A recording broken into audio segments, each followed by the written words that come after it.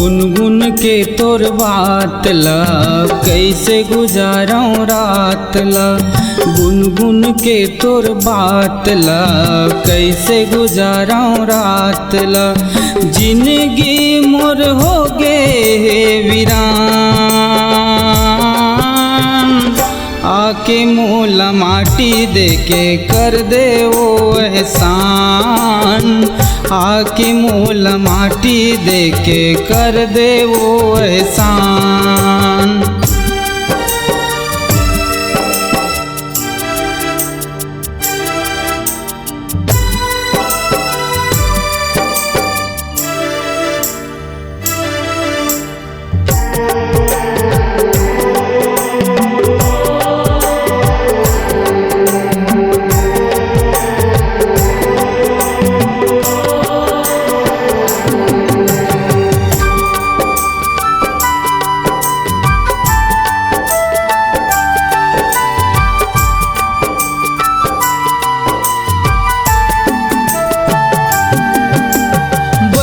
बरन मोर मन होथे तन माहे मोर चिंता रे।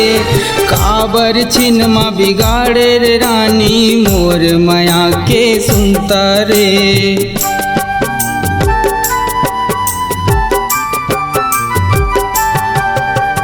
बैहा बरन मोर मन होथे तन माहे मोर चिंता रे। काबर छिन मा बिगाड़े रे रानी मोर माया के सुनता रे।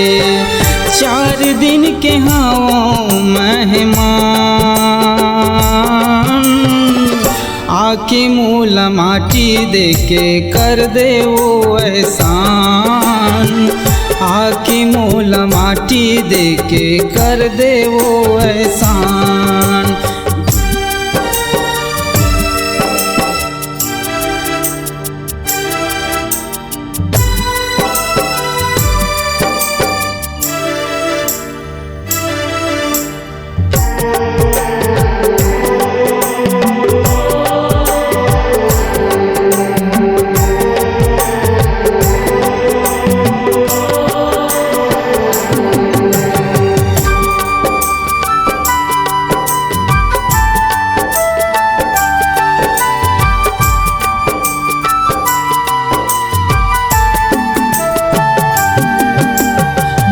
जीव के कल्पना होगे दिल माहे तोर सुरता रे। कंवल करे जा राख वो करके जियत बना दे मुर्दा रे।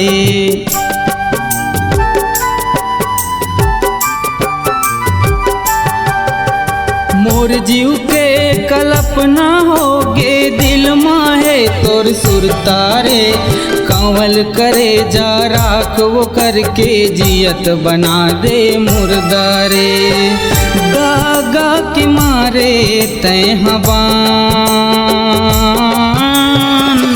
आके मोला माटी दे के कर दे वो एहसान। आके मोला माटी दे के कर दे वो एहसान।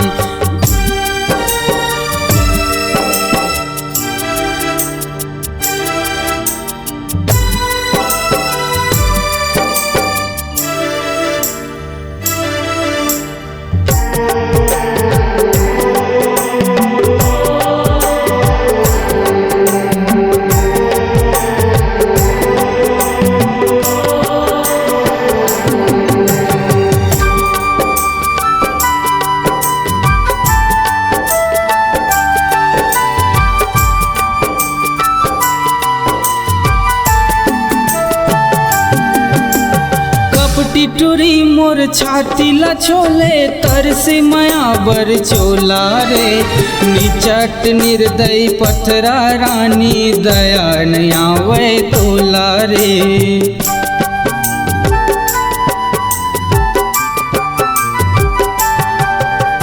कपटी टुरी मोर छाती ला छोले तरसे माया बर चोला रे। निचट निर्दय पथरा रानी दया नया वै तोला रे। गाँव बसती में हो गयो बदनाम,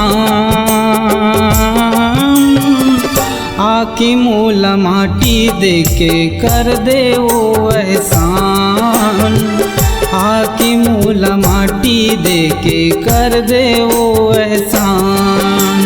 गुनगुन के तोर बात ला कैसे गुजाराऊं रात ला।